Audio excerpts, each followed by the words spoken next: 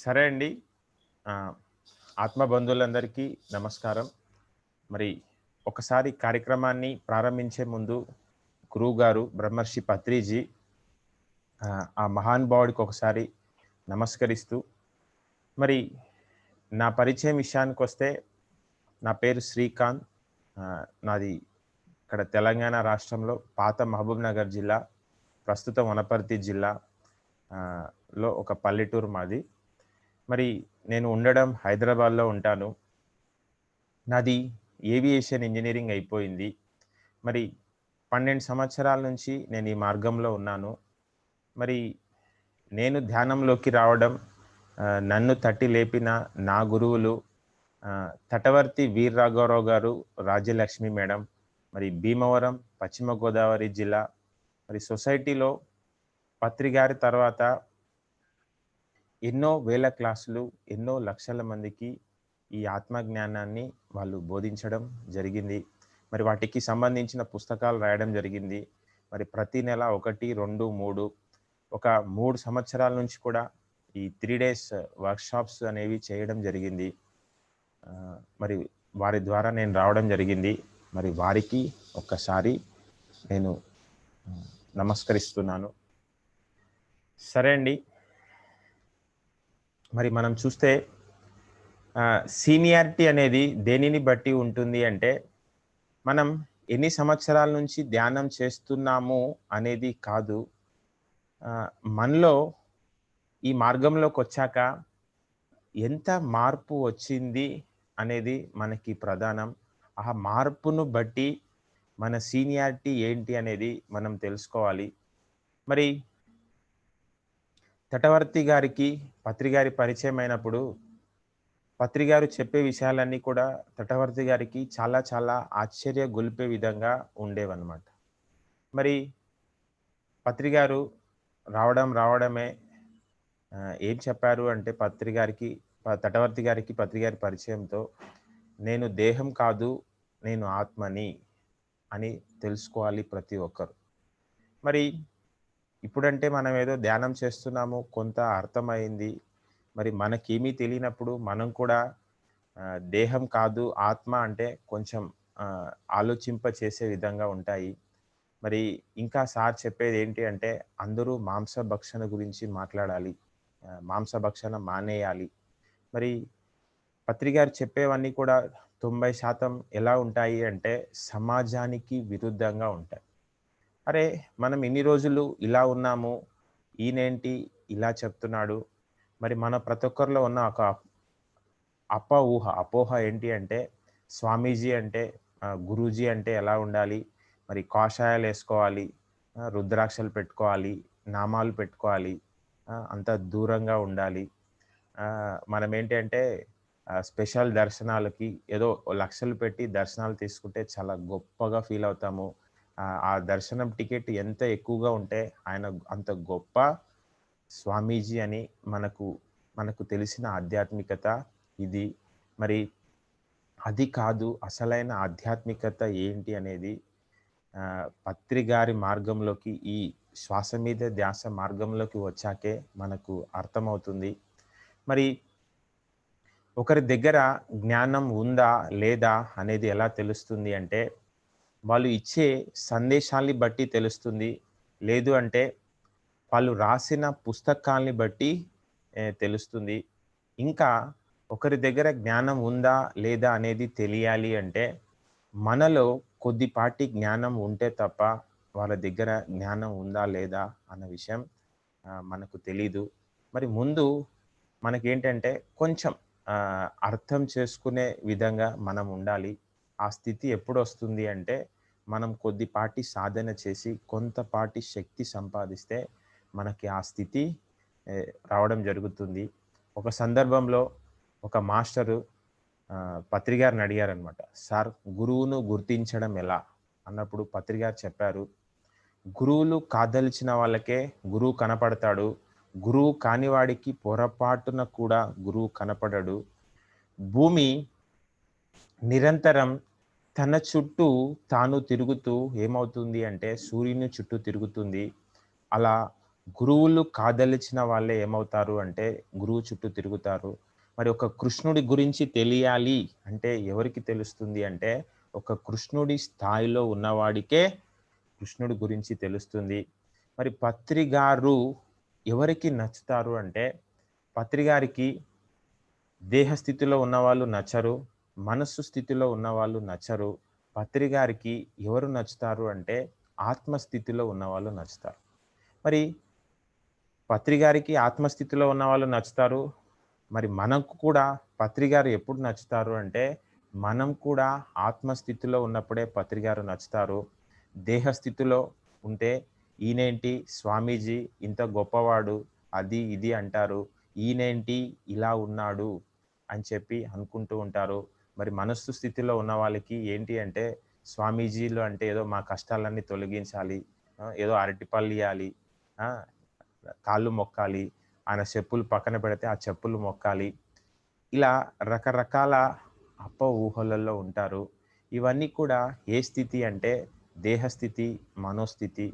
మరి పత్రి గారు ఎప్పుడు కూడా వాడికి డబ్బుందా? వాడికి పేరుందా? వాడికి పది ఉందా? అని ఎప్పుడు చూడడు. ఆయనెప్పుడు ఏం చూస్తాడు అంటే ఆయన ఆత్మస్థితిని చూస్తాడు. మరి వాళ్ళ కళ్ళు సూక్ష్మాతి సూక్ష్మంగా ఉంటాయి. మరి మనం వారి దగ్గరికి వెళ్ళగానే నీ గతము తెలుసు, మన భవిష్యత్తు తెలుసు. కానీ వాళ్ళు ఏమీ తెలియనట్టుగానే ఉంటారు.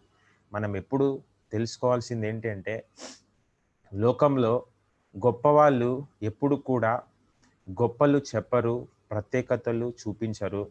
మనం ఒకటే లెక్కేసుకోవాలి. ఎవరైనా సరే గొప్పలు చెబుతున్నారు, ప్రత్యేకతలు చూపిస్తున్నారు అంటే గుడ్డిగా వాడి దగ్గర సరుకేమీ లేదు. సృష్టిలో ఎంతటి గొప్పవాళ్ళో ఏం చేస్తూ ఉంటారు అంటే అంతటి సామాన్య జీవితాన్ని గడుపుతూ ఉంటారు. మరి గొప్పవాళ్ళు ఎప్పుడు కూడా గొప్పలు చెప్పరు, ప్రత్యేకతలు చూపించరు. మరి మనం కూడా ఈ మార్గంలోకొచ్చి మనం కూడా ఏదైనా గొప్పలు చెప్తున్నాము, ప్రత్యేకతలు చూపిస్తున్నాము అంటే అది ఏంటి అంటే లోకులతో మెప్పు పొందడానికి. మనకెప్పుడు కూడా లోకులతో మెప్పు కాదు పొందాల్సింది. మనం లోకేశుడి దగ్గర మెప్పు పొందాలి. మరి ఈ మార్గంలోకి మనం కూడా వచ్చింది దేనికి అంటే ఖచ్చితంగా తెలుసుకోవాల్సింది ప్రతి ఒక్కరూ బాగా గుర్తుపెట్టుకోండి. ఈ ధ్యాన మార్గంలోకి మనం వచ్చింది దేహ లాభాలు, మనసు లాభాలు పొందడానికి కాదు. మరి మనము ఈ మార్గంలోకొచ్చి దేహ లాభాలు, మనోలాభాలు ఆశిస్తున్నారు అంటే ఇక మనకంటే కూడా దురదృష్టవంతుడు లేడని చెప్పొచ్చు. మీకు ఇది ఇంకా బాగా అర్థం అవ్వాలి అంటే రాజీవ్ గాంధీ హయాంలో ఏమైంది అంటే ఒక స్కామ్ జరిగింది. ఏంటది అంటే బోఫోర్స్ గన్ స్కామ్ జరిగింది. ఆ బోఫోర్స్ గన్ కనుక పేలిస్తే ఏమవుతుంది అంటే కొన్ని దేశాలే నాశనం అవుతాయి. మరి అటువంటి గన్నును ఎవరైనా సరే దోమలు చంపడానికి ఉపయోగిస్తారా అంటే అటువంటి గన్నును ఎవరు కూడా దోమలు చంపడానికి ఉపయోగించరు. మరి ఈ ధ్యానంలో కూడా ఏంటి అంటే దేహ లాభాలున్నాయి, మనోలాభాలున్నాయి, ఆత్మ లాభాలున్నాయి. మరి మనం తెలుసుకోవాల్సింది ఏంటి అంటే ఈ దేహ లాభాలు, మనోలాభాలు అనేవి తాత్కాలికము. ఆత్మ లాభాలు అనేవి శాశ్వతము.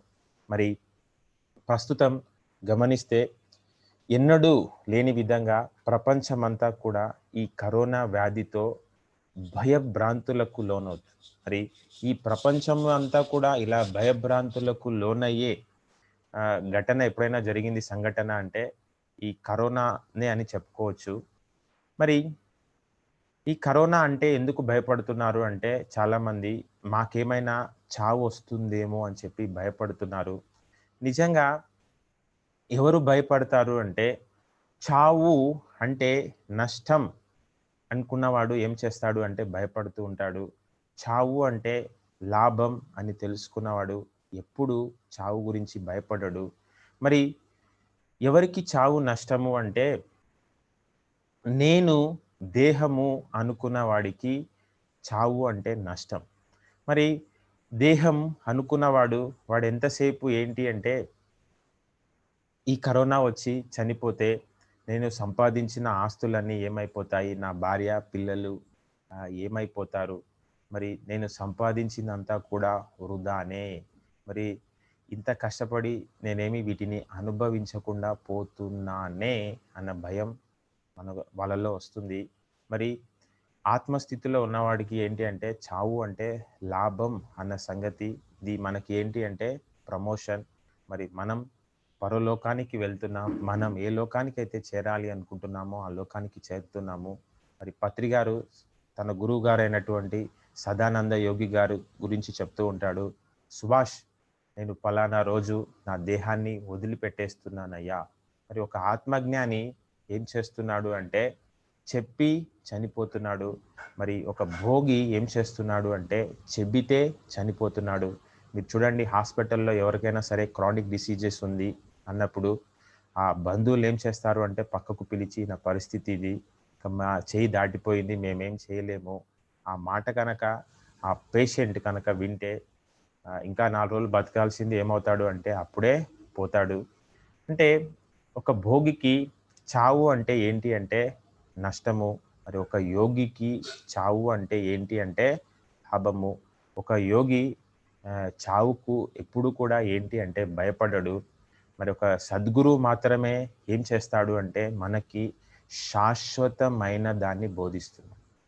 మరి ఏ తల్లిదండ్రులు కానీ, భార్య కానీ, భర్త కానీ, పిల్లలు కానీ అంతా కూడా ఏంటి అంటే ప్రాపంచికమే. మరి అందుకే అంటారు, ఏమంటారు అంటే చనిపోతే భార్య ఎంతవరకు వస్తుంది అంటే గడప వరకు వస్తుంది. బంధువులు, స్నేహితులు ఎంతవరకు వస్తారు అంటే శ్మశానం వరకు వస్తారు. మరి చనిపోయిన తర్వాత కూడా మనం పొందే జ్ఞానాన్ని, మరి శాశ్వతమైన విద్యని ఈ భూమిపైన బోధించే వాళ్ళు ఎవరైనా ఉన్నారా అంటే అదొక సద్గురువు అనే చెప్పొచ్చు.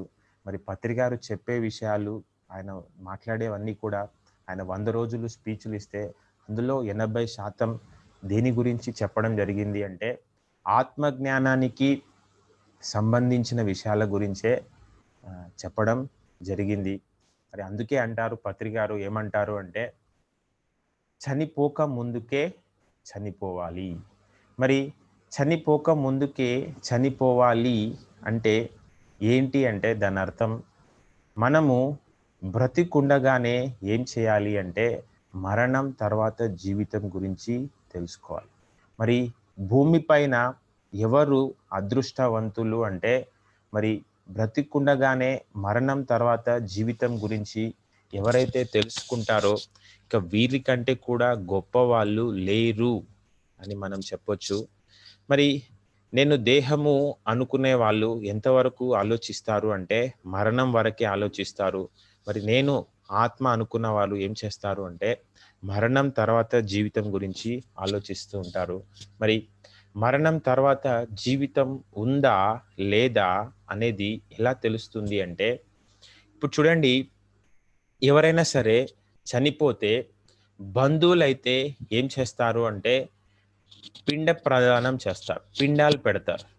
అదే స్నేహితులైతే ఏం చేస్తారు అంటే ఆత్మ సంతాప సభలు నిర్వహిస్తూ ఉంటారు. మరి ఇవి ఎందుకు చేస్తున్నారు? బంధువులైతే ఎందుకు పిండాలు పెడుతున్నారు అంటే ఆ చనిపోయిన ఆత్మకి ఏం కలగాలి అంటే ఊర్ధ్వ లోక ప్రాప్తి కలగాలి అని చెప్పి ఏం చేస్తున్నారు అంటే పిండాలు పెట్టడం జరుగుతుంది. అదే స్నేహితులైతే ఏం చేస్తున్నారు అంటే ఆత్మ సంతాప సభలు అనేవి నిర్వహిస్తున్నారు. మరి స్నేహితులు ఆత్మ సంతాప సభలు అనేవి ఎందుకు నిర్వహిస్తున్నారు అంటే ఆ ఆత్మకి శాంతి కలగాలి అని. ఇక్కడ మనం గమనిస్తే అసలు ఆత్మకి శాంతి ఉంటుందా? అసలు ఆ శాంతి ఉంటే ఆత్మకి ఆ శాంతి ఎందుకు పోయింది? మరి ఈ ఆత్మ సంతాప సభలు అనేవి నిర్వహిస్తే ఆ ఆత్మకి శాంతి కలుగుతుందా? అలాగే బంధువులైతే ఏం చేస్తున్నారు అయితే అంటే పిండాలు పెడుతున్నారు. మరి పిండాలు పెట్టినంత మాత్రాన ఆ ఆత్మకి ఊర్ధ్వలోక ప్రాప్తి అనేది లభిస్తుందా? ఇప్పుడు చూడండి, దీని గురించి ఇంకా కొంచెం మనం తెలుసుకునే ప్రయత్నం కనుక చేస్తే ఈ కనిపించే భూమి ఉంది. ఈ కనిపించే భూమిలో మనం చూసింది ఎంత అంటే ఒక నలుసంత కూడా కాదండి. అంటే ఈ కనిపించే భూమిలో మనం చూడనిదే ఎంతో, ఎంతో, ఎంతో ఉంది. మరి ఈ కనిపించే భూమితో పోలిస్తే కనిపించని లోకాలు ఎన్నున్నాయి అంటే కోటాను కోట్ల లోకాలున్నాయి. మరి ఈ కోటాను కోట్ల లోకాలతో పోలిస్తే ఈ కనిపించే భూమి ఎంత అంటే ఒక నలుసంత కూడా కాదు. మరి ఆ కనిపించని లోకాలు కోటాను కోట్లు ఉంటే ఈ కనిపించే భూమి ఒక నలుసంత కాకపోతే ఈ కనిపించే భూమిలో మనము ఏం చేస్తున్నాము అంటే ఏవో కొన్ని వాటి కోసం పోరాడుతూ అవి దొరకకపోతే నువ్వు జీవితంలో ఏం చేస్తున్నావు అంటే దుఃఖానికి లోనవుతున్నావు. దీని గురించి ఇంకా మనకి కొంచెం బాగా తెలియాలి అంటే ఒక చిన్న ఎగ్జాంపుల్. మరి నేను తటవర్తి గారి దగ్గర కానీ, పత్రిక గారి దగ్గర కానీ గమనించింది ఏంటి అంటే, ఒక విషయము అందరికీ అర్థం అవ్వాలి అంటే వాళ్ళేం చేస్తుంటారు అంటే ఉపమానాలు చెప్పి దాని గురించి చెప్తూ ఉంటారు. మరి ఒక రాజు ఏం చేస్తాడు అంటే తన రాజ్యంలో దండోరా వేయిస్తాడు. ఏమని అంటే, నేను రేపటినుంచి నా రాజ్యంలో వస్తువులన్నిటిని కూడా బయట పెడతాను. ఎవరు ఏది పట్టుకుంటే ఏమైపోతది అంటే, అది వారిదైపోతాది అని చెప్పి, ఆ రాజ్యంలో దండోరా వేయిస్తారు. ఆ రాజ్యంలోని ప్రజలందరూ కూడా రాజ్యం దగ్గరకొచ్చి, ఆ రాజుగారి దగ్గరకొచ్చి, ఎవ్వరికి నచ్చింది ఏం చేస్తున్నారు అంటే, వాళ్ళు పట్టుకొని వెళ్ళిపోతూ ఉన్నారు. అలా ఎవరికి నచ్చింది వాళ్ళు పట్టుకొని వెళ్ళిపోతూ ఉంటే, ఒక అమ్మాయి వస్తుంది రాజుగారి దగ్గరికి. ఒక అమ్మాయి వచ్చి రాజుగారిని అడుగుతుంది. మరి ఎవరు ఏది పట్టుకుంటే అది మీదైపోతుంది అంటున్నారు అంటే, అప్పుడు రాజుగారు అవునండి అంటాడు. అప్పుడు ఆ అమ్మాయి ఏం చేస్తుంది అంటే, ఆ రాజుగారినే పట్టుకుంటుంది. ఎప్పుడైతే ఆ రాజుగారినే పట్టుకుంటే ఏమవుతుంది అంటే, ఆ రాజ్యమంతా కూడా ఆ అమ్మాయిదయిపోతుంది. అంటే ఇక్కడ నేను చెప్పే ఉద్దేశ్యం ఏంటి అంటే, ఈ సృష్టికర్త ఉన్నాడు. ఆయన సృష్టించిన సృష్టి ఉంది. మనం ఏం చేస్తున్నాము అంటే, ఈ సృష్టికర్త సృష్టించిన వాటిలో కొన్ని వంటి వాటి కోసం పోరాడుతూ, పోరాడుతూ, పోరాడుతూ ఏం చేస్తున్నాము అంటే, అవి దొరకక దుఃఖానికి లోనవుతున్నాం. నువ్వు ప్రాపంచికంగా నీకంటే ఉన్న స్థితిలో ఉన్నవాడు ఇంకా ఎవడో ఒకడు ఉంటూనే ఉంటాడు.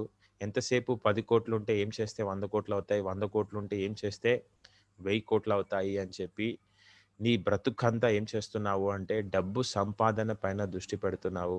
కనీసం వాటిని అనుభవించే స్థితిలో కూడా మనం ఉండము. 10 రకాల స్వీట్లు చేసుకోగలిగే స్థాయికొచ్చాక తిందామంటే షుగర్ ఉంటది. దూది పరుపు ఉంటది, ఏసీ ఉంటది. పడుకుందామంటే ఏమునింటది అంటే మైగ్రేన్ హెడేక్ ఉంటుంది.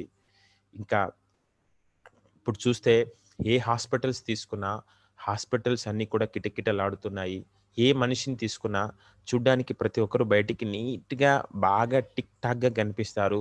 ప్రతి ఒక్కరికి ఏదో రోగం ఉంది. రోగాలు లేని వాళ్ళంటూ లేరు. అలా ఇంకా ఏం చేస్తున్నారు అంటే ప్రస్తుతం పెద్ద పెద్ద మేడలు కట్టుకొని గొప్పగా చూడ్డానికి ఇల్లుంటాయి. అలా ఇండ్లు కట్టుకొని ఏం చేస్తున్నారు అంటే ఆ ఇళ్లలో కూర్చొని ఏడుస్తూ ఉన్నారనమాట.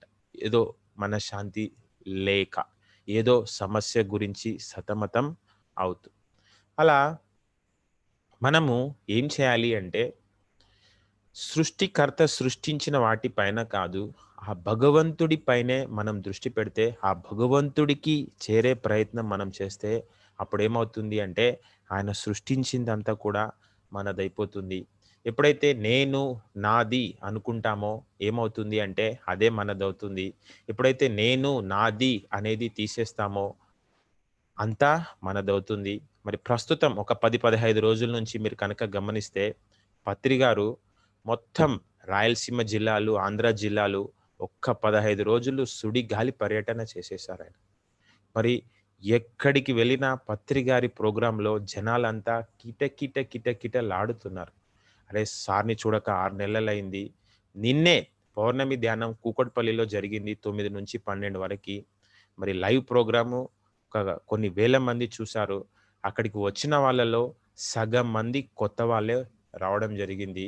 మరి ప్రస్తుతం ఈ పీఎంసీ శాటిలైట్ ద్వారా ఎంతమంది కొత్త వాళ్ళు వస్తున్నారో, ఎక్కడ ఏ మార్పు జరుగుతుందో, ఏంటి అనేది కూడా తెలియట్లేదు. మనకు తెలిసి 1% జరుగుతూ ఉంటే, మనకు తెలియకుండా 1000% జరుగుతుంది. ఒక గడ్డి ఒక పక్కే కాదు, ఎన్నో పక్కల మండుతుంది. అలా ఎంతోమంది, ఎన్నో చోట్లల్ల ఎంతోమంది మాస్టర్‌లు జూమ్ క్లాసులు పెడుతున్నారు. అసలు చెప్పగలిగే వాళ్ళే ఇంతమంది ఉన్నారా అన్న విషయం కూడా మనకి ఈ పీఎంసీ చూస్తుంటేనే అర్థమవుతుంది. అంటే ప్రపంచమంతా కూడా ఏంటి అంటే, మళ్ళీ సత్యం వైపుకు ప్రయాణం చేసే రోజులొచ్చాయి. మరి పత్రి గారన్నారు, మరి 30 సంవత్సరాలు పడుతుందేమో ప్రపంచమంతా ధ్యానమయం అయిపోవడానికి. కానీ పీఎంసీ వచ్చాక 10 సంవత్సరాలలో నేనేదైతే లక్ష్యాన్ని చేరాలి అనుకుంటున్నానో, ఆ లక్ష్యము ఇంకొక 10 సంవత్సరాలలో ఖచ్చితంగా నెరవేరబోతుంది అని సార్ చెప్పడం జరిగింది. మరి మనం సృష్టించిన వాటిని కాదు పట్టుకోవాల్సింది, ఆ భగవంతుడికి దగ్గరయ్యే ప్రయత్నం చేయాలి. ఈ కనిపించే భూమి ఉంది. ఈ కనిపించే భూమితో పోలిస్తే కనిపించని లోకాలు ఎన్నున్నాయి అంటే కోటానుకోట్లు. ఈ కోటానుకోట్లలో లోకాలతో పోలిస్తే ఈ కనిపించే భూమి ఎంత అంటే ఒక నలుసంత కూడా కాదు. మరి ఈ కనిపించని లోకాలు కోటానుకోట్లు ఉంటే వీటిని ఏం చేశారు అంటే 2 భాగాలుగా విభజించడం జరిగింది. మరి వీటిని 2 భాగాలుగా విభజించినారు. మరి వాటిని ఏమంటున్నాము అంటే ఊర్ధ్వ లోకాలు, అధోలోకాలు. మరి ఊర్ధ్వ లోకాలు ఎన్ని అంటే 7. మరి అధోలోకాలు ఎన్ని అంటే 7. మరి ఊర్ధ్వలోకాలు ఏంటి అంటే భూలోకం, భువర్లోకం, సువర్లోకం, తపోలోకం, మహాలోకం, జనాలోకం, సత్యలోకం. ఆహ్, అలా ఏంటి అంటే చనిపోయిన తర్వాత 7 ఊర్ధ్వలోకాలున్నాయి. అలాగే ఏంటి అంటే 7 అధోలోకాలున్నాయి. ఏంటవి అంటే అథల, విథల, సుతల, రసాతల, తలాతల, మహాతల, పాతాళ లోకాలు ఉన్నాయి. అలా నువ్వు చనిపోయిన తర్వాత నువ్వు ఎన్ని మంచి పనులు చేస్తూ ఉంటే, నువ్వు అన్ని ఉన్నత లోకాలకి వెళ్తావు. నువ్వు ఎన్ని పాపాలు చేస్తే, ఎన్ని చెడ్డ పనులు చేస్తూ ఉంటే, అంతా అధోలోకాలకు వెళ్తావు. చాలామంది ఏదో చనిపోతే పిండాలు పెడితే ఆత్మ ఉన్నత లోకాలకి పోతది అనుకుంటారు. మరి పిండాలు పెట్టినా, పిండాలు పెట్టకపోయినా ఆత్మ ఉన్నత లోకాలకు పోదు కానీ, నీ జ్ఞాన పరిధి పెరిగితే, నువ్వు ఎన్నో సేవా కార్యక్రమాల్లో పాల్గొంటూ ఉంటే, ఎన్ని మంచి పనులు చేస్తూ ఉంటే, ఎన్ని మంచి పనులు చేస్తూ ఉంటే, నీ ఆత్మ అన్ని ఉన్నత లోకాలకి వెళ్తుంది. మరి భగవద్గీతలో చెప్పడం జరిగింది ఏంటి అంటే, "ఆ బ్రహ్మ భువన లోక పునరావృత్తి నోర్జన మాముపేత్యంతు కౌంతేయ పునర్జన్మ నా విద్యతే." అంటే ఏం చెప్తున్నాడు అంటే భగవద్గీతలో, ఆ బ్రహ్మ భువన లోకాలని నువ్వు చేరినా, నేనున్న సత్యలోకాన్ని చేరాలి అంటే దేవుళ్ళు సహితం భూమిపైకి రావాల్సిందే. ధ్యానం చేయాల్సిందే. మరి ఈ భూమి తర్వాత ఏమున్నాయి అంటే 7 ఊర్ధ్వలోకాలు, భూలోకం, సువర్లోకం. ఈ సువర్లోకాన్ని ఏమనొచ్చు అంటే స్వర్గలోకం అనొచ్చు. చాలామంది చనిపోతే స్వర్గలోకానికి వెళ్తే చాలు అనుకుంటారు. మరి చనిపోయిన తర్వాత ఈ భువర్లోకం, స్వర్గలోకమే కాదు, దాని తర్వాత జనాలోకం, మహాలోకం, తపోలోకం, సత్యలోకం ఉంది. మరి చిట్ట చివరి లోకం ఏంటి అంటే సత్యలోకం. మరి ప్రతి ఒక్క మానవుడి జీవిత లక్ష్యం ఏంటి అంటే సత్యలోకాన్ని చేరడం. అంతవరకు ఏంటి అంటే పునరపి మరణం, పునరపి జననం. మళ్ళీ పుడుతూనే ఉండాలి, చస్తూనే ఉండాలి. ఆ చావు పుట్టుకలు లేని చదువు మనం చదవాలి. అది చదవాలి అంటే మనం ఏం చేయాలి అంటే ఆత్మజ్ఞానాన్ని పొందాలి. మరి నీకెప్పుడు తెలుస్తుంది అంటే ఇప్పుడు తెలీదు. చనిపోయిన తర్వాత తెలుస్తుంది. ఏం తెలుస్తుంది అంటే పలానా నాడు పిరమిడ్ మాస్టర్‌లు జూమ్ క్లాసులో ధ్యానం చేయండి, చేయండి అంటే చెయ్యలేదే అని ఎప్పుడు బాధపడతాము అంటే చనిపోయిన తర్వాత బాధపడతాము. మరి అప్పుడు చేద్దాము అనుకున్నా చెయ్యలేము. ఇప్పుడు చెయ్యగలిగి కూడా మనం చేయట్లేదు. మరి ఇప్పుడు చెయ్యాలని తెలిసినా చేయట్లేదు. అప్పుడు చేద్దాం అనుకున్నా మనం చేయలేము. మరి చనిపోయిన తర్వాత నీ ఆత్మశక్తిని బట్టి, నీ జ్ఞాన పరిధిని బట్టి నువ్వేం చేస్తావు అంటే తక్కువ లోకాలకు వెళ్తూ ఉంటావు. అరే! నేను ఎంత పొరపాటు చేశానే అని చెప్పి ఎప్పుడు బాధపడతావు అంటే చనిపోయిన తర్వాత బాధపడతావు. మరి చాలామంది చనిపోయిన తర్వాత బంధువులు పిండాలు పెడుతున్నారు. ఏదో పిండాలు పెడితే ఏమవుతుంది అంటే ఊర్ధ్వలోక ప్రాప్తి అనేది లభిస్తుంది అనుకుంటారు. మీకిది అర్థం అవ్వాలి అంటే గొప్పవాళ్ళు ఎప్పుడు కూడా ఏంటి అంటే గొప్పల కోసం పనిచేయరు. వాళ్ళు గొప్పవాళ్ళా కాదా అంటే ఖచ్చితంగా గొప్పవాళ్ళే. మనకు తెలిసి ఉండొచ్చు, తెలియకపోవచ్చు. ఇప్పుడు 'కబీర్' ఆయన నార్త్ ఇండియాలో ఒక గొప్ప యోగి. ఇక్కడ ఏ విధంగా అయితే వేమనకి, వీరబ్రహ్మేంద్ర స్వామికి క్రేజ్ ఉందో, నార్త్ ఇండియాలో 'కబీర్‌కి' అంత క్రేజ్ ఉంది. మనకు కొంచెం పరిచయం లేకపోవచ్చు. ఆయన ఒక చోట ఏం చేస్తూ ఉంటాడు అంటే, బావిలో నీటిని తోడుతూ ఉంటాడు. అలా ఉదయం నుంచి సాయంత్రం వరకి బావిలో నీటిని తోడుతూ ఉంటే, అక్కడ చుట్టుపక్కల జనాలంతా కబీర్ దగ్గరకొచ్చి కబీర్‌ని అడుగుతారు, "ఏం చేస్తున్నావు నువ్వు?" అని. అప్పుడు కబీర్ చెప్తాడు, ఏం చెప్తాడు అంటే, "ఇక్కడ నుంచి 10 కిలోమీటర్ల దూరంలో నా పొలం ఉంది. నా పొలం తడవాలి అంటే, నేను ఇక్కడ నీరు పోస్తున్నాను" అంటాడు. అప్పుడు ఊరి జనాలంతా కబీర్‌ని ఏమంటారు అంటే, "పిచ్చోడా, పిచ్చోడా! ఎక్కడో 10 కిలోమీటర్ల దూరంలో నీ పొలం ఉంటే, ఇక్కడ నీళ్లు పోస్తే అక్కడెలా తడుస్తాయి" అని చెప్పి ఊరి జనాలంతా కబీర్‌ని అనడం జరుగుతుంది. అప్పుడు కబీర్ అంటాడు, "మరి నన్ను పిచ్చోడా, మూర్ఖుడా అని ఎన్నో మాటలన్నారు. మరి చనిపోయిన తర్వాత మీ తాత, ముత్తాతల ఆత్మలు ఎక్కడ ఉన్నాయి అంటే, ఉన్నత లోకాలలో ఉన్నాయి. మరి ఉన్నత లోకాలలో ఉంటే, ఇక్కడ పిండాలు పెడితే అక్కడికి ఎలా చేరుతాయి? మరి నన్ను ఏదైతే అన్నారో అదంతా నేను కాదు, మీరే. మీకిది అర్థం అవ్వాలి అని చెప్పి నేనిలా చేస్తాను." మరి చాలామంది ఏంటి అంటే చనిపోయిన వాళ్ళకి పిండాలు పెట్టాలని, ఆ పిండాలు పెట్టాక, ఆ పిండాలు ఏం చేయాలి అంటే కాకి వచ్చి తినాలి అంటారు. ఆ కాకి ఎందుకు వచ్చి తినాలి అంటే, ఆ చనిపోయిన వాళ్ళ ఆత్మ ఏంటి అంటే కాకి రూపంలో వస్తుంది అని వాళ్ళ నమ్మకం. ఎప్పుడు గుర్తుపెట్టుకోండి మనం తెలుసుకోవాల్సింది ఏంటి అంటే,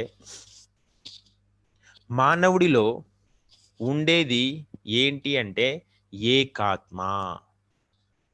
జంతువులలో ఉండేది ఏంటి అంటే సామూహిక ఆత్మలు. ఎప్పుడైతే జంతు పరిణామం అనేది ఎంత చిన్నదిగా ఉంటుందో అప్పుడేమవుతుంది అంటే ఒక 1,00,000 సమూహానికి కలిపి ఒక ఆత్మ ఉంటుంది. ఎప్పుడైతే ఆ జంతు పరిణామం అనేది పెరుగుతూ ఉంటుందో కొన్ని వేల సమూహానికి కలిపి ఒక ఆత్మ ఉంటుంది. ఇంకా జంతు పరిణామం పెరిగే కొద్దీ కొన్ని పదుల సమూహానికి కలిపి ఒక ఆత్మ ఉంటుంది. కానీ మానవుడిలో ఉండేది ఏంటి అంటే ఏకాత్మ. ఆ భగవంతుడు తన పూర్ణ శక్తిని ఎవరికిచ్చాడు అంటే మానవుడికి ఇవ్వడం జరిగింది. అందుకే మానవుడిని ఏమంటారు అంటే ఆ పూర్ణాత్మ నుంచి విడివడి వచ్చిన అంశాత్మ.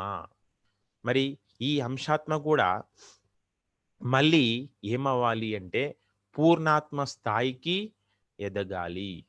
ఒక తల్లి ఒక బిడ్డకు జన్మనిచ్చాక బిడ్డ ఏమవుతుంది అంటే మళ్ళీ తల్లిగా తయారవుతుంది. కానీ బిడ్డతోనే ఆగిపోదు. మనం కూడా ఆ పూర్ణాత్మ కానీ, ఆ పరమాత్మ అంశాత్మల్ని కొన్ని వేలను, లక్షల్ని నిరంతరం సృష్టిస్తూనే ఉంటారు. మరి అలా సృష్టించిన ఈ అంశాత్మలు మళ్ళీ ఏమవ్వాలి అంటే పూర్ణాత్మ స్థాయికి ఎదగాలి. మరి మానవుడిలో ఉండేదేంటి అంటే ఏకాత్మ, జంతువులలో ఉండేదేంటి అంటే సామూహిక ఆత్మ. ఇప్పుడు చూడండి ఆ చనిపోయిన వారి ఆత్మ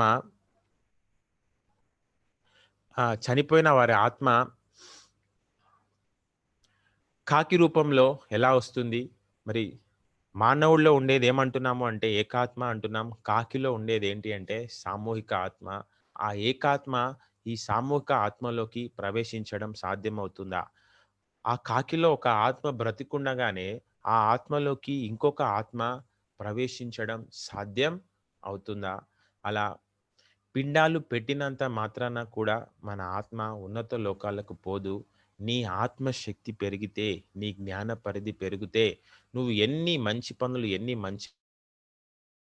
అంటే నువ్వు చనిపోయిన తర్వాత ఉన్నత లోకాలకు వెళ్తావు. మరి అందుకే చెప్తున్నారు పత్రి గారు. ఆ! ఈ ప్రపంచమంతా ధ్యానమయమవడానికి మంచి పనులు చేయడము అంటే, ఈ పీఎంసీ షేర్‌లనేది పెట్టడం అనేది ఆధ్యాత్మిక పెట్టుబడి. మరి ఆ సత్యలోకానికి ఎళ్ళాలి అంటే, మనమేం చేయాలి అంటే, ఈ ఆధ్యాత్మిక పెట్టుబడులు, ఇలాంటి మంచి పనులు, ఇలా జూమ్ క్లాసులు నిర్వహించడం, ఇలా క్లాసులు చెప్పడము, పాల్గొనడము, అందరిని పాల్గొన్న విధంగా చేస్తూ ఉంటే, నువ్వు ఇలా ఎన్ని మంచి పనులు చేస్తూ ఉంటే, చనిపోయిన తర్వాత అన్ని ఉన్నత లోకాలకు వెళ్తూ ఉంటావు. మరి స్నేహితులు ఏం చేస్తారు అంటున్నారు అంటే, సంతాప సభలనేవి నిర్వహిస్తున్నారు. మరి సంతాప సభలు అనేవి ఎందుకు నిర్వహిస్తున్నారు అంటే, ఆ ఆత్మకి శాంతి కలగాలి అని. మరి ఆత్మకి ఎందుకు పోయింది శాంతి? ఆత్మకి శాంతి ఉంటుందా అంటే, వాడు బ్రతికున్నప్పుడు ఏ కోడికి, ఏ మేకకు, ఏ చాపకు శాంతి కలిగించలేదు. ఎన్నో కోళ్ళు తిన్నాడు, ఎన్నో మేకల్ని చిన్నాడు. ఆ తినడం వల్ల ఏమైంది అంటే, వాటి శాంతి అంతా కూడా వీడు హరించి వేశాడు కాబట్టి, వీడికి శాంతి లేదు. అలా నువ్వు ఎన్ని పాపాలు చేస్తూ ఉంటే, చనిపోయిన తర్వాత అంతా పాతాళ లోకాలకు వెళ్తూ ఉంటావు. ఎన్ని మంచి పనులు చేస్తూ ఉంటే, అన్నీ ఉన్నత లోకాలకి వెళ్తూ ఉంటావు. అలా మనం తెలుసుకోవాల్సింది ఏంటి అంటే, మానవుడికి 3 రకాల భవిష్యత్తులున్నాయి. ఒకటి ఏంటి అంటే, ఈ జన్మలో భవిష్యత్తు. రెండోదేంటి అంటే, చనిపోయిన తర్వాత ఉండే భవిష్యత్తు. మరి మూడోదేంటి అంటే, చనిపోయిన తర్వాత ఆ జీవితం అయిపోయాక మళ్ళీ తీసుకునే జన్మ. మరి ఉత్తర గీతలో చెప్తారు. ఏం చెప్తారు అంటే, నిమిషం నిమిషార్ధం వాజ్ఞానో ధ్యాన చింతయే క్రతకోటి సహస్రానం ధ్యానమేవ విశిష్యతే. అంటే ఏమిటి ఈ శ్లోకం యొక్క అర్థము అంటే, నువ్వు చనిపోయే ఆఖరి ఒక్క నిమిషం ధ్యానం చేసిన, ఎంత ధ్యానము అంటే, చనిపోయే ఆఖరి ఒక్క నిమిషం ధ్యానం చేసినా, నేను నీకు మరుజన్మ యోగులలో జన్మనిస్తాను. లేదు అంటే యోగుల ఇళ్లలో జన్మనిస్తాను. లేదు అంటే ధ్యానానికి అనుకూలమైన భోగవంతమైన జీవితం నేను ప్రసాదిస్తాను అంటున్నాడు. అంటే చూడండి ఎంత గొప్పది ధ్యానం. పత్రి గారు స్వయంగా వాళ్ళ అమ్మగారి గురించే చెప్తాడు. ఏం చెప్తాడు అంటే,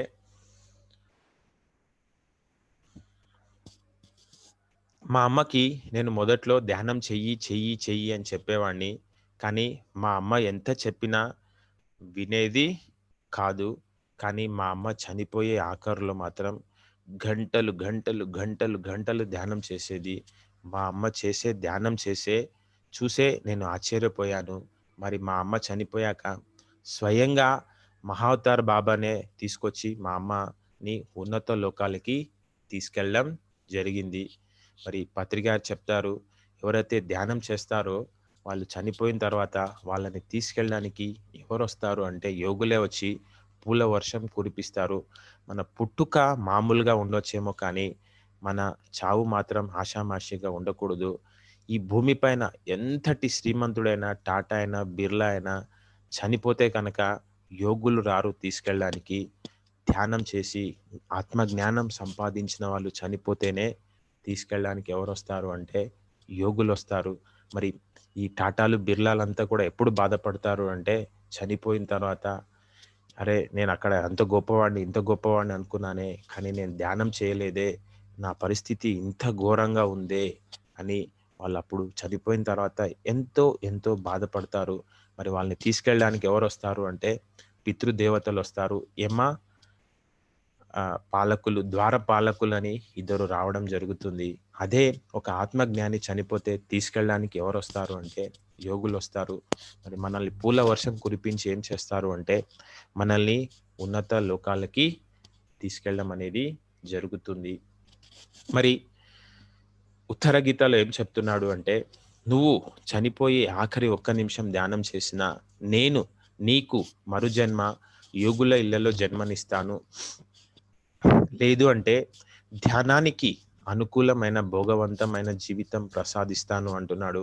ఇంకా ఏం చెప్తున్నాడు అంటే, ఒక్క నిమిషం ధ్యానము ఎంతకు సమానం అంటే 1000 కోట్ల ఆవుల్ని దానం చేస్తే ఎంత ఫలితం వస్తుందో, ఒక్క నిమిషం ధ్యానం చేస్తే అంత ఫలితం వస్తుంది. మరి 1000 కోట్ల ఆవుల్ని అంటే ఇది సాధ్యమయ్యే పనేనా? కానీ ఒక్క నిమిషం ధ్యానం చేస్తే అంత ఫలితం వస్తుంది. ఇంకా ఏం చెప్తున్నాడు అంటే, ఒక గంట ధ్యానం ఎంతకు సమానం అంటే 1,00,00,000 యాగ ఫలం. మరి 1,00,00,000 యాగాలు చేస్తే ఎంత ఫలితం వస్తుందో, ఒక గంట ధ్యానం చేస్తే అంత ఫలితం వస్తుంది. మరి ఒక యాగం చూస్తేనే గొప్ప అనుకుంటాము. ఒక యాగం చేయాలి అంటేనే ఎంతో కష్టపడాలి. అటువంటిది ఒక గంట ధ్యానం చేస్తే ఎంత ఫలితం వస్తుంది అంటే, 1,00,00,000 యాగాలు చేస్తే ఎంత ఫలితం వస్తుందో అంత ఫలితం మనలో వస్తుంది. మరి మానవుడి జీవిత లక్ష్యం ఏంటి అంటే సత్యలోకాన్ని చేరడం. మరి మన గమ్యం ఏంటి అంటే పూర్ణాత్మ స్థాయికి మనం చేరడం. మరి నీలో కనుక ఆత్మజ్ఞానం కనుక ఉంటే నీ ప్రవర్తన ఏ విధంగా ఉంటుంది అంటే, నీలో వీసమంత బాధ ఉన్నా కూడా నీ లోపల ఆత్మజ్ఞానం లేదు అని చెప్పొచ్చు. మరి పత్రిగారు ఒక మాట అంటారు. ఏమంటారు అంటే, నేను ఆత్మ అని తెలుసుకున్నవాడు ఎప్పుడు దేనికి ఏడవడు. ఇంకా మన దగ్గర ఏడుపుంది అంటే చెప్పడమేమో నేను దేహం కాదు ఆత్మని అంటున్నాం, కానీ మనం ఏ స్థితిలో ఉన్నాము అంటే దేహ స్థితిలోనే ఉన్నాం. మరి ఆత్మస్థితిలో ఉన్నవాడు ఎప్పుడు కూడా ఏం చేస్తాడు అంటే ఎటువంటి పరిస్థితులనైనా సరే అనుకూలంగా మార్చుకుంటాడు. ప్రస్తుతం ఎలా ఉంది పరిస్థితి అంటే, ఒకడికి జుట్టు ఎలా ఉనింటది అంటే నల్లగా ఉంటది. నల్లగున్న జుట్టు ఏమై ఉంటది అంటే తెల్లబడి ఉంటది. ఎంతసేపు దేని గురించి ఆలోచిస్తాడు అంటే, నా జుట్టు తెల్లగయింది. ఏం చేస్తే నా జుట్టు నల్లగైతది. ఇంకొకడు ఎలా ఉనింటాడు అంటే నల్లగా ఉనింటాడు. ఎంతసేపు దేని గురించి ఆలోచిస్తూ ఉంటాడు అంటే, ఏం చేస్తే నేను తెల్లగైతాను అని జీవితం అంతా కూడా దానిపైనే దృష్టి పెట్టింటాడు. ఇంకొకడికి ఏమునింటది అంటే పొట్ట ఉనింటది. అంతసేపు జీవితంలో ఏం చేస్తున్నాడు అంటే ఆ పొట్ట గురించి ఆలోచిస్తున్నాడు. ఏం చేస్తే నా పొట్ట తగ్గుతాది అని చెప్పి ఏం చేస్తున్నాడు అంటే జీవితం అంతా కూడా వ్యర్థం చేసుకుంటున్నాడు. మరి బాల గంగాధర్ తిలక్‌ని జైల్లో వేస్తే ఆయన నేను జైల్లో పడ్డాను కదా అని చెప్పి ఏడుస్తూ కూర్చోలేదు. ఆయన కాలో ఏం ఆలోచన వచ్చింది అంటే, నేనిప్పుడు భగవద్గీత అంతా చదివి, భగవద్గీత మీద ఒక పుస్తకం రాస్తే ఎలా ఉంటుంది అన్న ఆలోచన ఆయనకెప్పుడొచ్చింది అంటే జైల్లో ఉన్నప్పుడొచ్చింది. అదే మనమైతే ఏం చేస్తాము అంటే, నా బతుకు ఇలా అయిపోయింది. నా బతుకు ఎందుకిలా జరిగింది అని చెప్పి ఏడుస్తూ కూర్చుంటాము. మరి నిజంగా ఒక ఆత్మజ్ఞానికి ఏంటి అంటే, ఈ కరోనా దినదిన జ్ఞానం. ఒక ప్రాపంచికంగా ఉన్నవాడికి ఏంటి అంటే ఇది దినదిన గండంలా ఉంది. మరి ఇంతకు ముందుకు ఎన్నో సంవత్సరాల నుంచి పత్రికారు తెలిసినా, ధ్యానం తెలిసినా ఎవరు ధ్యానం గురించి అంత దృష్టి పెట్టలేదు. కానీ ఈ లాక్‌డౌన్‌లో అంతకు ముందుకు టైం లేదు అనేవాళ్ళు కూడా గంటలు ధ్యానం చేయడం, క్లాసులు వినడం, పుస్తకాలు చదవడం ఎంతో అద్భుతంగా తయారయ్యారు. ఎన్నో దేశాలలో విస్తృతంగా జరుగుతుంది. ఇంకా ఇదొక మహిళలకి వరంగా ఉంది. ప్రస్తుతం ఈ పీఎంసీ శాటిలైట్ కోసం ఎక్కువగా ఎవరు వర్క్ చేస్తున్నారు అంటే మహిళల దగ్గర నుంచే స్పందన అనేది ఎక్కువగా వస్తుంది. ఇంకా డబ్బులు ఉన్నవాళ్ళు ఎవరు కూడా రెస్పాన్స్ ఇవ్వట్లేదు, కానీ మామూలు స్థితిలో ఉన్నవాళ్ళు ఈ పీఎంసీ యొక్క గొప్పతనం, ధ్యానం యొక్క గొప్పతనం తెలిసి వాళ్ళ దగ్గర లేకపోయినా అప్పులు చేసి కూడా నిజంగా ప్రపంచమంతా ధ్యానమయం అవడంలో మన వంతు పాత్ర మనం పోషించాలి. ఇక ఈ 4 రోజులు గడిస్తే నువ్వు తర్వాత చేద్దామన్నా కూడా చేయడానికి అవకాశం లేదు. మరి మరి ఇంతటి గొప్ప అవకాశం మనకి మళ్ళీ మళ్ళీ రాదు అని చెప్పి ఎంతోమంది ఎన్నో చోట్ల ఎంతో అద్భుతంగా స్పందిస్తున్నారు. ఆత్మస్థితిలో ఉన్నవాడు పంచొద్దు అన్నా పంచుతూనే ఉంటాడు. దేహస్థితిలో ఉన్నవాడు పంచు అన్నా ఎంతసేపు దాచుకోవడానికి, దోచుకోవడానికే చూస్తాడు. మరి ఆహ్, నేనిస్తే నా పరిస్థితి ఏంటి? ఎంతసేపు దాచుకోవాలి, దోచుకోవాలి అన్న ఆలోచనలు నీ దగ్గర ఉన్నాయి అంటే, ఇంకా నువ్వు దేహస్థితిలోనే ఉన్నావు. అదే ఆత్మస్థితిలో ఉంటే, నువ్వు పంచొద్దు, పంచొద్దు అన్నా ఏం చేస్తూ ఉంటావు అంటే, నిరంతరం, నిరంతరం పంచుతూనే, పంచుతూనే ఉంటావు. అది ఆత్మజ్ఞానం పొందిన వారి యొక్క ప్రవర్తన. మరి నీలో ఆత్మజ్ఞానం ఉంటే ఏంటి అంటే, వీసమంత బాధ కూడా నీ లోపల ఉండదు. నీకు ఎన్ని కష్టాలున్నా సరే ఏం చేస్తావు అంటే, అసలు లెక్క చెయ్యవు, పట్టించుకోవు. అవి ఉన్నాయి అన్న భావము కూడా నీ దగ్గర ఉండదు. నువ్వేం చేస్తావు అంటే, ఎటువంటి పరిస్థితులనైనా సరే నీకు అనుకూలంగా మార్చుకోగలిగే విధంగా నువ్వు తయారవుతావు. ఇంకా నీ దగ్గర ఏడుపుంది అంటే, ఇంకా మన దగ్గర ఆత్మజ్ఞానం లేదు అని చెప్పొచ్చు. అలాగే ఒక ఆత్మజ్ఞాని ఎప్పుడు ఏం చేస్తాడు అంటే, సమయాన్ని సద్వినియోగపరుచుకుంటాడు. మరి మనము ఎప్పుడు కూడా ఉదయం నుంచి రాత్రి వరకి, రాత్రి అయిపోయాక ఉదయం నుంచి నేను ఆత్మకి లాభం చేకూర్చే పనులు ఏం చేశాను అనేది ప్రతి ఒక్కరూ ఆలోచిస్తూ ఉండాలి. తెలుసుకుంటూ ఉండాలి. అలా నీ జీవితంలో ఎప్పుడు ఏం చేయాలి అంటే ప్రయత్నం చేస్తూనే ఉండాలి, చేస్తూనే ఉండాలి. ఫెయిల్యూర్ అయినా, సక్సెస్ అయినా సరే ఏం చేయకూడదు అంటే బద్ధకించకూడదు. అలా నువ్వేం చేయాలి అంటే నిరంతరం, నిరంతరం ప్రయత్నం చేస్తూ ఉండాలి. గజనీ మహమ్మదు ఏం చేశాడు అంటే ఢిల్లీ పైన దండయాత్ర చేశాడు. ఢిల్లీ పైన దండయాత్ర చేసి 16 సార్లు ఓడిపోయాడు. 16 సార్లు ఓడిపోయాక ఎప్పుడు గెలిచాడు అంటే 17 గెలిచాడు. మరి 17 ఎందుకు గెలిచాడు అంటే 16 సార్లు ఓడిపోవడం వల్ల. అలా నాకు ధ్యానం చేస్తున్నా, రోగం తగ్గలేదే, నాకు మనశ్శాంతి రాలేదే, నా సమస్య తీరలేదే. ఆ! అంటే నువ్వు గతంలో ఎన్ని కోళ్ళు తిన్నావు, ఎన్ని మేపకలు తిన్నావు, ఎన్ని చేపలు తిన్నావో, నీ కర్మల మూట ఎంత ఉందో ఎవడికి తెలుసు. అది నెల లోపల తీరుతుందా, 2 నెలలు పడుతుందా, 2 సంవత్సరాలు పడుతుందా, అది మనకనవసరం. నువ్వెప్పుడు ఏం చేయాలి అంటే నిరంతరం, నిరంతరం ప్రయత్నం చేస్తూనే ఉండాలి. అది ఫెయిల్యూర్ అయినా కానీ, సక్సెస్ అయినా కానీ మనకనవసరం. కానీ నీ ప్రయత్నంలో ఎటువంటి లోపం ఉండకూడదు. నువ్వు సమయాన్ని ఎప్పుడు ఏం చేయాలి అంటే సద్వినియోగ పరుచుకోవాలి. ఇంకా చూడండి, ఆత్మజ్ఞాని ఎప్పుడు ఏం చేయాలి అంటే తన లక్ష్యం వైపే దృష్టి ఉంచాలి. ఈ విషయం మనం బాగా బాగా గుర్తుపెట్టుకోవాలి. ఇప్పుడు చూడండి, మీరు బస్సులో కానీ, ట్రైన్‌లో కానీ ప్రయాణం చేస్తున్నారు. ఇప్పుడు నేను హైదరాబాద్‌లో ఉన్నాను. నేను ఎన్ని ఊర్లు తిరిగినా మళ్ళీ చివరికి ఎక్కడికి రావాలి అంటే హైదరాబాద్‌కే రావాలి. నువ్వు ఆ బస్సులో ప్రయాణం చేస్తున్నా, ట్రైన్‌లో ప్రయాణం చేస్తూ ఉన్నా, నువ్వేం చేశావు అంటే ఎంతో మందిని చూసావు, ఎంతో మందితో మాట్లాడావు, నీతో పాటు ఎంతోమంది ప్రయాణం చేశారు, ఎంతోమంది నిన్ను వదిలిపెట్టి వెళ్ళిపోయారు, ఇంకెవరో కొత్త వాళ్ళొచ్చారు. నువ్వు అక్కడ ఎన్నో గొడవలు చూసింటావు, ఎంతోమంది పోట్లాటలు చూస్తూ ఉంటావు. కానీ నీ లక్ష్యం మాత్రం ఎక్కడ ఉంటుంది? హైదరాబాదు చేరుకోవడం పైనే ఉంటుంది. అలా నువ్వు ఈ ఆధ్యాత్మిక మార్గంలోకొచ్చాక నువ్వు ఎప్పుడు ఏం చేయాలి అంటే నిరంతరం నీ లక్ష్యం వైపే దృష్టి ఉంచాలి. మరి కౌరవులు, పాండవుల గురువైనటువంటి ఆహ్, కౌరవులు, పాండవుల గురువు ఎవరాయన? ఎవరండి కౌరవులు, పాండవుల గురువు?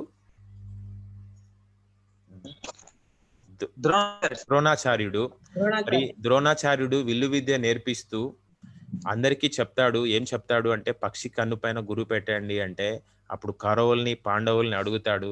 ఏమడుగుతాడు అంటే, "నీకేం కనిపిస్తుంది?" అంటే, "పక్షి కనిపిస్తుంది, చెట్లు కనిపిస్తున్నాయి, కొమ్మలు కనిపిస్తున్నాయి, ఆకాశం కనిపిస్తుంది" అంటాడు. కానీ అర్జునుడు మాత్రం ఏం చెప్తాడు అంటే, నాకు పక్షి కన్ను మాత్రమే కనిపిస్తుంది. అలా ఆత్మజ్ఞాని ఎప్పుడు ఏం చేయాలి అంటే, ప్రాపంచికంగా ఎన్ని ఒడిదుడుకులు ఎదురైతున్నా, ఎటువంటి స్థితిలో ఉన్నా, ఎప్పుడు ఏం చేయాలి అంటే, తన దృష్టి తన లక్ష్యం పైనే ఉండాలి. మరి మనం అన్నిట్లో ఉండాలి, కానీ వేటికి అంటుకోకూడదు. పత్రి గారు అన్నిటిని వదిలేయమన్నారు, వదిలేయమన్నారు అంటే, పత్రి గారు వేటిని వదలమనలేదు. పత్రి గారు ఏం వదలమన్నాడు అంటే, వాటి పైన మమకారాన్ని వదలండి అన్నారు. ఇప్పుడు పత్రి గారు తెలంగాణలో మెదక్ టౌన్‌లో క్లాస్ చేస్తారు. సార్ మెదక్ టౌన్‌లో క్లాస్ చేస్తున్నప్పుడు సార్‌కి ఫోనొచ్చింది. ఏమని ఫోనొచ్చింది అంటే, "మీ అమ్మగారు చనిపోయారు." మరి మా అమ్మగారు చనిపోయారు అని పత్రి గారికి ఫోన్ రాగానే, పత్రి గారేమి హడావిడిగా పరిగెత్తుకుంటూ వాళ్ళ అమ్మ దగ్గరికి వెళ్ళలేదు. పత్రి గారు ఏం చేశారు అంటే, అక్కడ మెదక్‌లో క్లాస్ చేస్తున్నారు. అక్కడ ఆయన చేయవలసిందంతా చేసి, తిరుగు ప్రయాణం వాళ్ళ అమ్మ దగ్గరికి వెళ్ళాడు. అలా అని ఆయనకి వాళ్ళ అమ్మ అంటే ప్రేమ లేదా అంటే, వాళ్ళ అమ్మ అంటే ఎంతో ప్రేమ ఉంది. వాళ్ళ అమ్మ ఉన్నప్పుడు ఒక కొడుకుగా ఎన్ని సేవలు చేయాలో అన్ని సేవలు చేశాడు. అలా అని ఆ మమకారం లేదు. అలా మెదక్‌లో అక్కడ చేయాల్సిందంతా చేసి, అప్పుడు తిరుగు ప్రయాణం వాళ్ళ అమ్మ దగ్గరికెళ్లారు. మరి మామూలుగా మన పిరమిడ్ మాస్టర్‌లు ఎవరు చనిపోయినా సరే, ఈ పిరమిడ్ మాస్టర్‌లకి ఏంటి అంటే ఏడుపు రాదు. చాలామంది ఏదో ఈ ధ్యానం చేసే వాళ్ళకి ప్రేమలు లేవు అనుకుంటారు. ఈ ప్రేమలు లేవు అని కాదు. ఇది సహజంగా జరిగేదే. ఎవరైనా సరే ఖాళీ చేయాల్సిందే. కొంచెం ముందో, వెనకాల ఎవరైనా ఎళ్ళిపోయాల్సిందే. ఉండేవాళ్ళు ఎవరైనా ఉన్నారా అంటే ఎవరు లేరనే చెప్పొచ్చు. ఇంకా ఏంటి అంటే ఒక చచ్చిన శవాన్ని చూసి ఎవరేడుస్తారు అంటే చావబోయే శవం ఏడుస్తాదంట. వాడు బోయాడు, వాడు బోయాడు అని జెప్పి ఈడేడుస్తే ఈడేమైనా ఉంటాడా అంటే వీడు కూడా ఖచ్చితంగా ఏదో ఒక రోజు పోవాల్సిందే. అందుకే పత్రి గారు 100 రోజుల మెసేజ్‌లో చెప్పారు. నా కొడుకు చనిపోయాడు, నా కొడుకు చనిపోయాడని ఒక తల్లి ఏడుస్తే, నీ ఏడుపు పోవాలి అంటే ఎవరింట్లో అయితే చావు లేదో వాళ్ళ ఇంట్లో నుంచి కొన్ని నువ్వులు తీసుకురా అని చెప్తే, అప్పుడు ఆ తల్లి పరిగెత్తుకుంటూ, పరిగెత్తుకుంటూ అందరిళ్ళకెళ్ళినా అసలు చావు లేని ఇల్లు ఉంటుందా అంటే ఉండదు. అలా మనము ఏంటి అంటే, ఉన్నప్పుడు ఎంత ప్రేమగా ఉండాలో అంత ప్రేమగా ఉంటాము. మనం చేయగలిగిన మన బాధ్యత, కుటుంబ ధర్మం మనం చేస్తాము. కానీ పోతే మాత్రం మన పిరమిడ్ మాస్టర్‌లు ఎవరికీ కూడా ఏడుపు రాదు. ఒక సందర్భంలో కడతాల్ ధ్యాన మహాచక్రానికి సంబంధించి మీటింగ్ జరుగుతూ ఉంటే, సురేష్ బాబు గారు ట్రస్టీ మాట్లాడుతూ, మాట్లాడుతూ కార్యక్రమాన్ని ప్రారంభించే ముందు మన పిరమిడ్ మాస్టర్‌లు ఇద్దరు చనిపోయారు.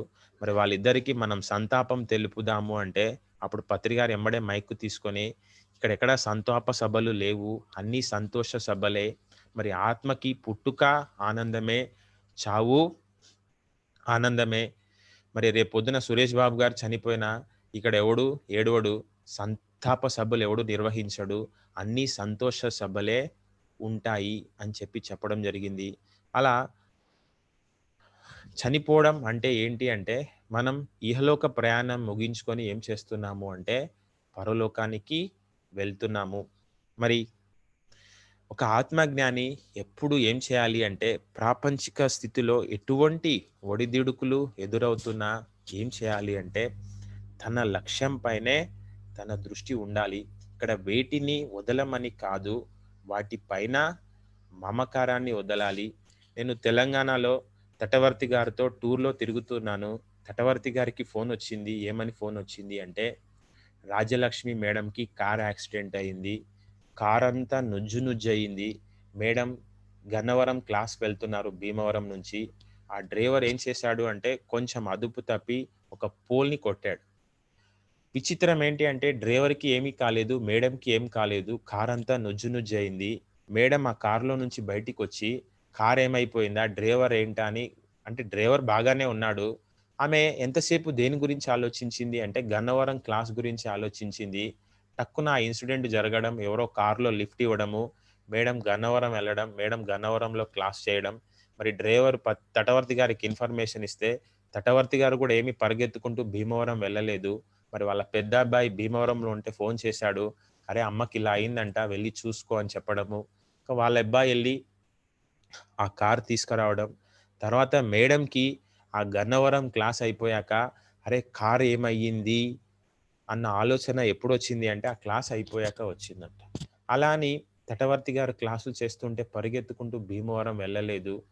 ఆయన క్లాసులన్నీ చేశాక అప్పుడు ఏం చేయడం జరిగింది అంటే భీమవరం వెళ్ళడం జరిగింది.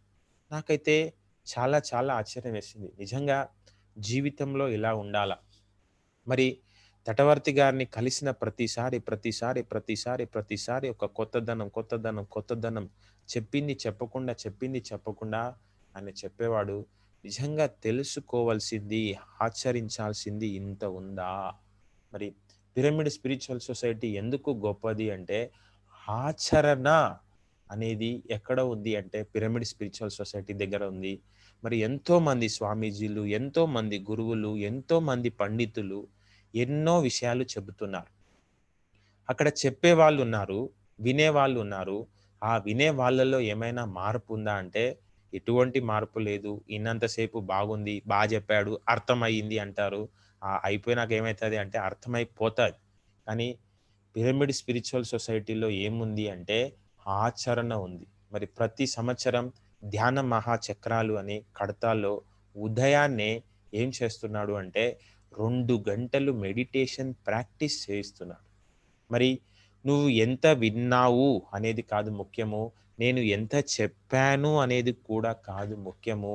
మనలో ఎంత ఆచరణ వచ్చింది. ఒక తెలుసుకున్న విషయం నువ్వు ఇంకా అది ఆచరించట్లేదు అంటే, అది తెలుసుకున్నంత మాత్రాన నీకు అర్థమైనట్టు కాదు. అది నీకెప్పుడు అర్థమైనట్టు అంటే, నువ్వు ఎప్పుడైతే ఆచరణలో పెట్టావో అప్పుడే నీకది అర్థమైనట్టు. తెలుసుకున్నంత మాత్రాన అర్థం కాలేదు. నువ్వు ఆచరణలో పెట్టలేదు అంటే, అది ఇంకా నీకు అర్థం కాలేదు అనే లెక్క. ఇంకా ఏంటి అంటే, ఈ భూమంతా కూడా ఏంటి అంటే ఒక పాఠశాల. మరి ఈ భూమిలో ఉన్న ప్రతీదీ సరే నువ్వు ఏముంది అంటే అనుభవించే హక్కుంది. ఇప్పుడు చూడండి, మనం మన పిల్లల్ని స్కూల్స్‌కి పంపిస్తాం. ఆ స్కూల్స్‌లో ఎంతో ఫర్నిచర్ ఉంటుంది, గదులుంటాయి, టేబుల్స్ ఉంటాయి, టీచర్స్ ఉంటారు. ఆ టీచర్స్ ఎన్నో విషయాలు చెప్తూ ఉంటారు. ఆ ఫర్నిచర్‌ని కూడా మనం ఏం చేస్తాము అంటే వాడుతూ ఉంటాము. కానీ ఆ స్కూల్ అయిపోయాక ఆ ఫర్నిచర్ కానీ, ఆ టేబుల్స్ కానీ మనం ఏమైనా తీసుకెళ్తామా అంటే ఎటువంటిది కూడా మనం తీసుకెళ్ళము. అలాగే మనం ఈ భౌతిక దేహాన్ని ఎంచుకొని వచ్చాము. ఈ దేహానికి సంబంధించింది ఏది కూడా మనం తీసుకువెళ్ళము. ఈ దేహానికి సంబంధించిన మనం సమకూర్చిన ఏవైనా సరే మనకు ఏ హక్కుంది అంటే వాటిని అనుభవించే హక్కే మనకుంది.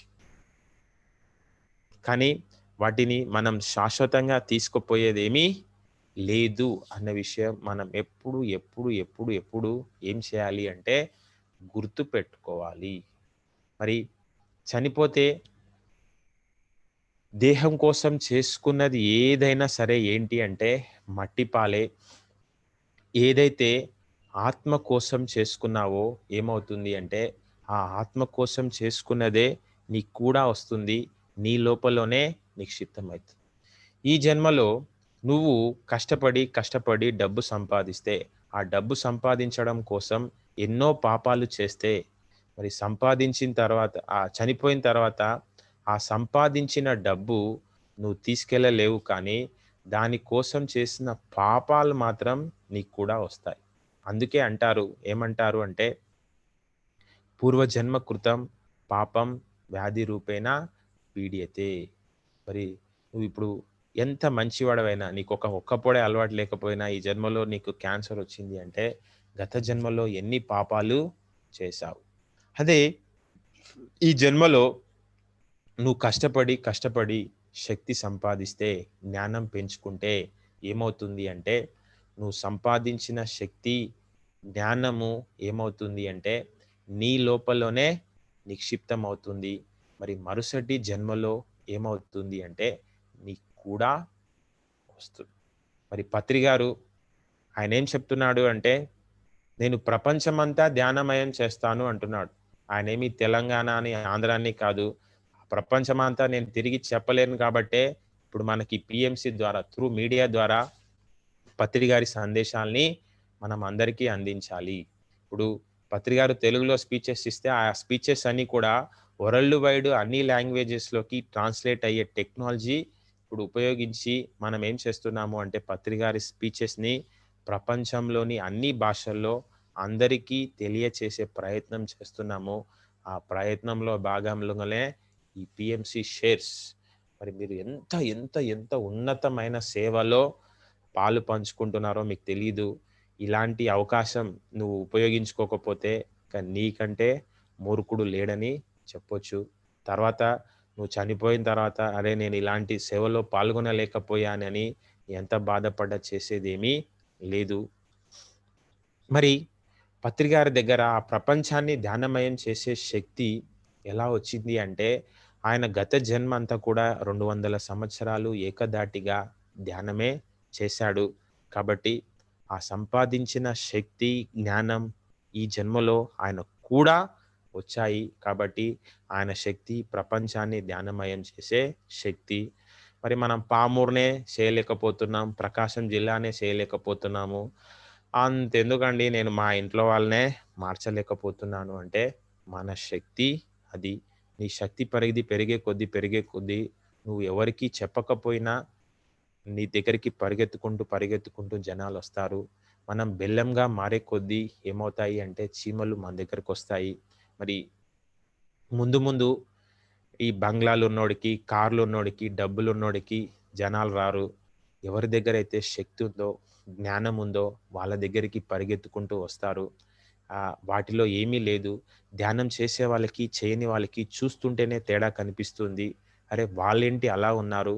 మనమేంటి ఇలా ఉన్నాము? మరి వాళ్ళ దగ్గర ఉన్నదేంటి? మన దగ్గర లేదేంటి? అనేది తెలుసుకొని ఆహ్, తర్వాత అంతా కూడా మనలా తయారవుతారు.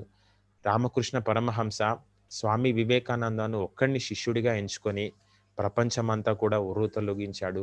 మరి నిజంగా ఇప్పుడు ఈ జూమ్ క్లాస్‌లో మనమంతా పాల్గొంటున్నాము అంటే, మనమంతా కూడా ఖచ్చితంగా ఒక్కొక్క స్వామి వివేకానందాలమనే చెప్పొచ్చు.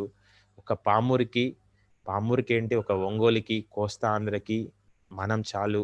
మరి మీరు కనక స్వామి వివేకానందాల ఆత్మ జ్ఞానులుగా తయారవుతే, మరి మీరు ఎన్ని లక్షల మందినైనా తయారు చేస్తాడు. అందుకే అంటారు తటవర్తి గారు, "ఒక్కరు వెళ్లి 1,00,000 మందికి చెప్పడం కాదు, 1,00,000 మందికి చెప్పగలిగే ఒకరు తయారు కావడం గొప్ప విషయం." ఒక మెడిటేటర్‌గా కాదు, ఒక మాస్టర్‌గా మారాలి. మరి పిరమిడ్ స్పిరిచువల్ సొసైటీ ఎటువంటిది అంటే, శిష్యుడు శిష్యుడుగా ఉండకూడదు. శిష్యుడు కూడా గురువుగా మారాలి అనే సొసైటీ పిరమిడ్ స్పిరిచువల్ సొసైటీ. ఇలా నువ్వు నిరంతరం క్లాసులు వింటూ, ధ్యానం చేస్తూ, జ్ఞానవంతమైన సందేశాలు వింటూ, పుస్తకాలు చదువుతూ, ఆహార నియమాలు పాటిస్తూ, నీకు సేవ ఏ రకంగా చేయగలిగితే ఆ రకంగా చేస్తూ ఉంటే మనలో రోజు రోజుకి మార్పొస్తుంది. హ్మ్. మరి దీంట్లో స్టార్టింగ్ ఉంది కానీ ఎండింగ్ లేదు. నాకు ఈ మార్గంలోకొచ్చాక 4 సంవత్సరాల తర్వాత తెలిసింది. నాకేం తెలిసింది అంటే, నాకు ఏమీ తెలియదు అన్న విషయం తెలిసింది. మరి ఈ ధ్యానం గురించి తెలియనంత వరకి, ప్రాపంచికంగా ఉన్నంత వరకి, నేనే గొప్పవాడిని, నాకే అన్నీ తెలుసు అనుకుంటాము. కానీ దీంట్లోకొచ్చాక మనకేమీ తెలీదు అన్న విషయం మరి ఇలా ఆధ్యాత్మిక మార్గంలో తెలుసుకుంటూ పోతూ ఉంటే ఏం తెలుస్తుంది అంటే, తెలుసుకోవడానికి ఈ జన్మ కూడా సరిపోదు అన్న విషయం మనం తెలుసుకుంటాము. అంత గొప్ప మార్గంలోకొచ్చాము. కాబట్టి పత్రి గారంటే ఏంటి? పిరమిడ్ స్పిరిచువల్ సొసైటీ అంటే ఏంటి? అనేది మనకు తెలియాలి అంటే ఖచ్చితంగా ఏం చేయాలి అంటే నిరంతరం పత్రి గారి స్పీచెస్ వింటూ ఉండాలి. మరిప్పుడు ఈ శాటిలైట్ ఛానల్ అవ్వడం వల్ల ఏమైంది అంటే ఎంతో మందికి పత్రి గారి జ్ఞానం అనేది అందించడం జరుగుతుంది. ఒక చెస్ ఆడుతున్నప్పుడు ఎవరి దగ్గర ఆడాలి అంటే చాంపియన్ దగ్గర ఆడాలి. ఎప్పుడైతే ఆ చాంపియన్ దగ్గర ఆడుతామో అప్పుడేమవుతుంది అంటే ఆ చెస్‌లో మెళకువలేంటి అనేది తెలుస్తుంది. నీకంటే కింది వాడితో ఆడుతూ ఉంటే నువ్వెప్పుడూ నేర్చుకోలేవు, ఎదగలేవు. కాబట్టి మనం ఎప్పుడు ఎవరితో పోటీ పడాలి అంటే మన జీవితంలో ఎప్పుడు మనకంటే పైవాడితో పోటీ పడాలి. మరి పత్రి గారి స్థాయికి మనం వెళ్ళాలి, పత్రి గారి జ్ఞానాన్ని మనం పొందాలి అంటే మనం ఏం చేయాలి అంటే నిరంతరం వారి జ్ఞానాన్ని వింటూ ఉంటే ఆ తెలుసుకున్నది నువ్వేం చేయాలి అంటే నీ కింది వాళ్ళకి నిరంతరం చెప్తూ ఉండాలి. అలా చెప్పే కొద్దీ నీ మాటలలో కానీ, పనులలో కానీ, గుణాలలో కానీ, ప్రవర్తనలో కానీ ఎంతో మార్పొస్తుంది. అరే! అంతకుముందు నా జీవితం ఇలా ఉంది. ఇప్పుడు నా జీవితం ఇలా అయిపోయిందే. నిజంగా ఎంత గొప్ప మార్గంలోకి నేనొచ్చాను. అసలు ఈ ధ్యానమే తెలియకపోతే, పత్రి గారి పరిచయమే కాకపోతే మన పరిస్థితి ఏంటి? మరి పత్రి గారంటే ఏంటి? ధ్యానం అంటే ఏంటి? అనేది మనకు తెలిస్తే చావనైనా చస్తాము కానీ పత్రి గారిని, ధ్యానాన్ని మనం వదిలిపెట్టము. ఈ జన్మ అయిపోతే మనకు మళ్ళీ ఇంకొక జన్మ లభిస్తుందేమో కానీ ఇటువంటి సద్గురువు మనకి దొరకడు. మరి ఈ మధ్య పిఎంసిలో నేను క్లాస్ విన్నాను. ఓషో శిష్యురాలు ఒక ఆవిడ మాట్లాడుతూ ఓషో గారు బ్రతికున్నప్పుడు చెప్పారంట, నేను చనిపోయాక నా ఫోటోలు పెట్టి, నా విగ్రహాలు పెట్టి మీరు ఎన్ని చేసినా ఎటువంటి ప్రయోజనం లేదు. మీరెప్పుడు ఏం చేయండి అంటే లైవ్ మాస్టర్‌ని పట్టుకోండి. మీరెప్పుడు ఏం చేయండి అంటే లైవ్ మాస్టర్ గైడెన్స్ తీసుకోండి అని చెప్పడం జరిగింది. మరి పత్రి గారు మనకేంటి అంటే లైవ్ మాస్టర్. మరి నిజంగా పత్రి గారంటే ఏంటి అనేది తెలియాలి. పిరమిడ్ స్పిరిచువల్ సొసైటీ అంటే ఏంటి అనేది ఖచ్చితంగా మనకు తెలియాలి అంటే తటవర్తి వీరరాఘవరావు గారు, రాజ్యలక్ష్మి మేడం క్లాసులు నిరంతరం వింటూనే ఉంటే, ఓహో! పత్రి గారు చెప్పిన దాని అర్థం ఇదా? ఓహో! విన్నంత సేపు బాగానే ఉంది, అర్థమయ్యింది అన్నట్టుగానే ఉంది. కానీ ఆయన ఇన్ని కోణాలలో చెప్పారా? ఒక విషయం గురించి ఆధ్యాత్మిక శాస్త్రీయ దృక్పథం నువ్వుంటే, నువ్వు ఎంత ఎక్కువగా అధ్యయనం చేస్తూ ఉంటే, నువ్వు అంతగా తెలుసుకోగలవు. మరి నువ్వేం చేయాలి అంటే ధ్యానంలో శూన్య స్థితి, మరి పరిశూన్యము, మరి మహా పరిశూన్యము అనేది పొందాలి. మరి ఈరోజు మనం ఏం చేశాము అంటే ఉన్న సమయంలో కొన్ని విషయాలు చర్చించుకోవడం జరిగింది. మరి ఈరోజు ఈ అవకాశం ఇచ్చిన పామూరు మాస్టర్లందరికీ కూడా ధన్యవాదాలు. మరి నేను దాదాపు ఒక 60 నిమిషాలు 80 నిమిషాలు మాట్లాడినానో మరి తెలీదు. ఒక గంట పైనే మాట్లాడాను. మరి నేను చెప్పిన దాంట్లో మీకేం నచ్చింది? ఏమనిపించింది? అనేది కొంచెం నాకు చెప్పండి. Thank you very much.